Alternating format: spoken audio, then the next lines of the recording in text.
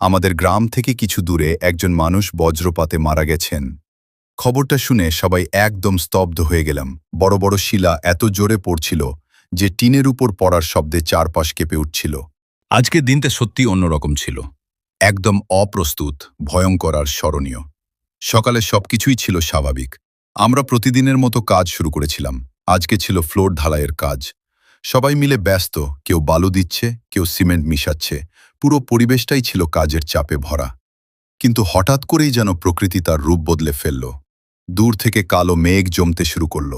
প্রথমে মনে হলো সাধারণ বৃষ্টি হবে, কিন্তু কিছুক্ষণের মধ্যেই বাতাসের গতি এতটাই বেড়ে গেল যে চারপাশের গাছগুলো দুলতে শুরু করল।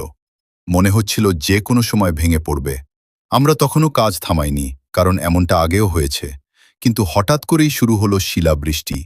বড় বড় শিলা এত জোরে পড়ছিল যে টিনের উপর পড়ার শব্দে চারপাশ কেঁপে উঠছিল। কাজ করা একেবারেই অসম্ভব হয়ে পড়ল। আমরা সবাই দ্রুত নিরাপদ জায়গায় যাওয়ার চেষ্টা করলাম। মাথার উপর শিলা পড়লে যে কতটা ব্যথা লাগতে পারে সেটা তখন খুব ভালোভাবেই বুঝতে পারছিলাম। এর মাঝেই শুরু হলো বজ্রপাত। একটার পর একটা বিকট শব্দ। মনে হচ্ছিল আকাশ ফেটে যাচ্ছে। প্রতিটা বজ্রপাতের শব্দে বুক কেঁপে উঠছিল।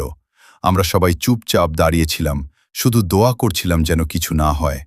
ঘরের ভিতরে থাকা আমাদের গরুগুলোও খুব ভয় পেয়ে গিয়েছিল। তারা অস্থির হয়ে উঠেছিল, এক জায়গায় দাঁড়িয়ে থাকতে পারছিল না। তাদের চোখে মুখে আতঙ্ক স্পষ্ট দেখা যাচ্ছিল। আমরা যতটা পারি তাদের শান্ত করার চেষ্টা করলাম, কিন্তু এমন পরিস্থিতিতে ওরাও তো ভয় পায়। এর মাঝেই একটা খারাপ খবর এলো।